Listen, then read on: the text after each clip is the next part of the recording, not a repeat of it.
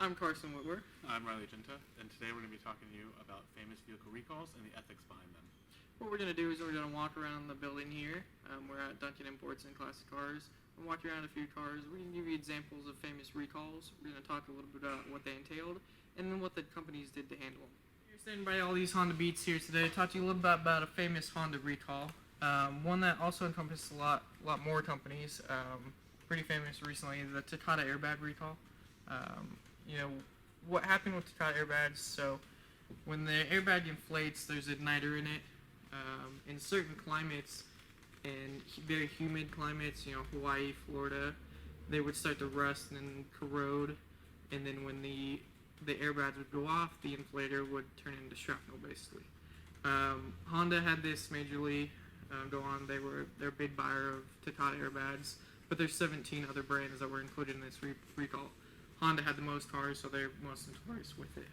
So when we're looking at this Takata airbag recall, one of the big things that went awry with it is that the companies knew about it back in 2004, Takata and Honda both, but they didn't bring it up until the NHTSA brought it up in 2014.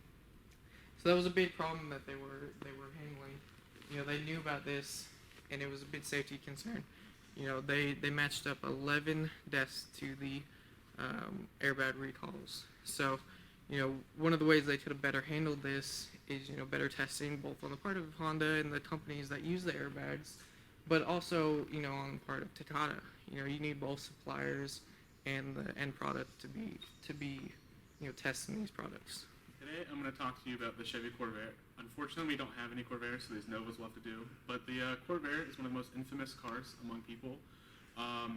It's infamous because GM designed the car without an anti-roll bar and without a camber compensator. So what would happen is people would drive the car, and if they went through a corner too fast, it would cause the rear tire to tuck, and therefore it would spin out, and people would get injured. There'd be a bunch of accidents.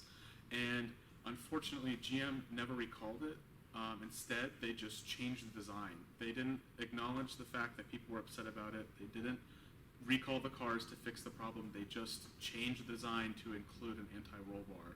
Now, this is an issue because a lot of people were out of money. They wrecked their cars, and they got injured, but GM didn't recognize the issue, and they considered it to be driver error.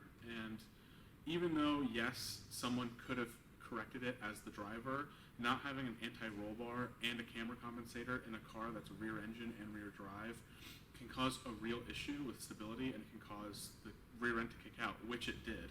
And that is why Ralph Nader wrote the book about it, describing it and targeting GM. Unfortunately, other car manufacturers did it too, but Ralph Nader didn't acknowledge their involvement. All right, so the next recall I'm going to talk to you about today is actually, a very good one that happened very recently. Happened actually in the last couple months, but it was a good part of a company.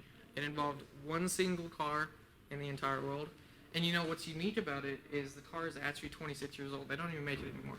So Suzuki, a company that's not too famous with cars, but they make a ton of different products, issued a recall for a car from 1991, a Suzuki Cappuccino. Car not made in America, so most people haven't heard about it. They issued one recall, and it was for something that didn't really matter so much. So this is a Cappuccino here. They issued the recall for an engine block number. The engine in a certain car got replaced. They didn't have the number stamped on it. So, Suzuki saw that. They found out about it, and they recalled the car so they could get the engine block number. What that is important to the car is so they can, for the resale of the vehicle, they know it's a Suzuki part. So when they recalled the car, just a single one, they went out, found the owner, found the engine, made sure it was a Tret 1.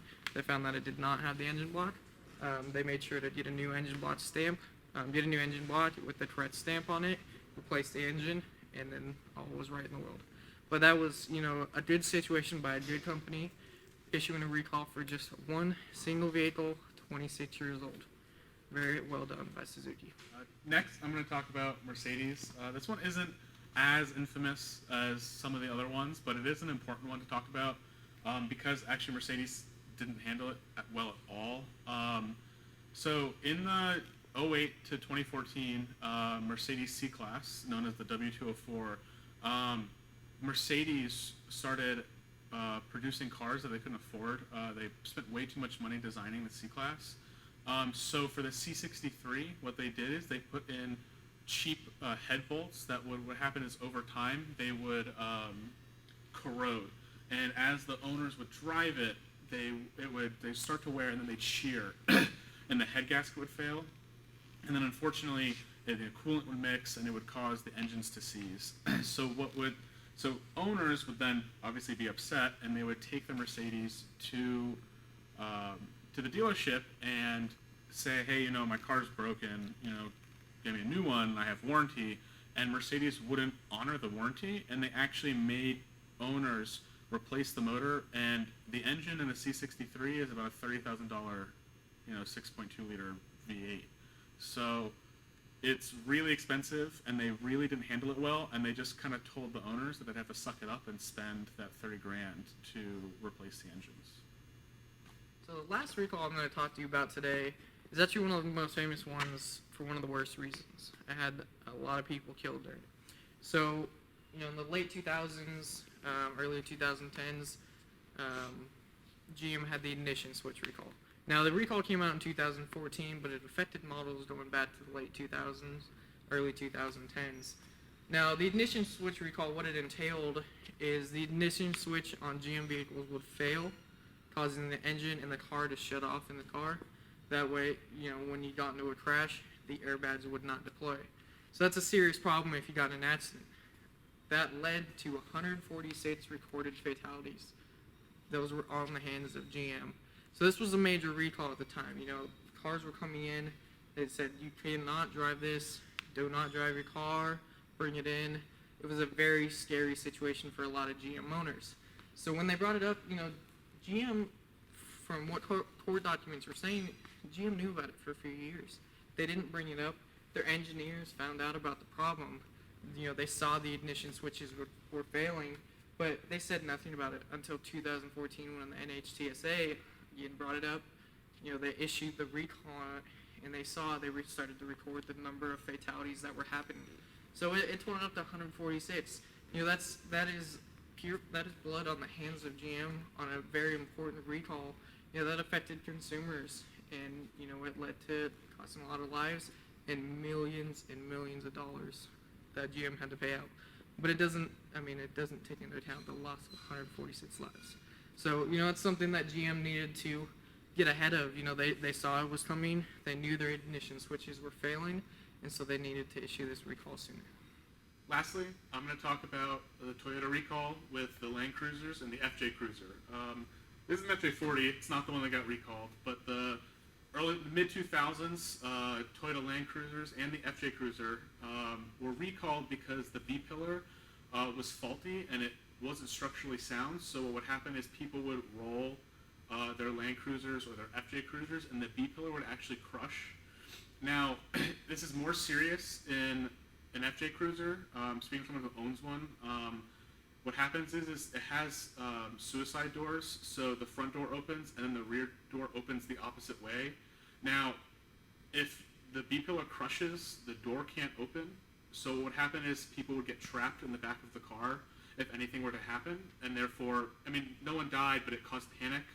Mine actually had to go back to get the whole door and B-pillar replaced, both the doors, because both of them connect. So it's a real huge thing, but Toyota handled it fantastically. The moment they found out about the issue, they recalled the FJ Cruiser and they recalled the Land Cruiser, and they got them replaced and they fixed them. Now with the Land Cruiser, it was a little bit different. They actually, a lot of situations, you just kind of had to give them money and buy the cars back because you can't really replace the B-pillar in a car like that. But in the FJ Cruiser, it's super easy. You just replace the two doors. So Toyota did a great job. Made me love my FJ Cruiser even more and love these guys too.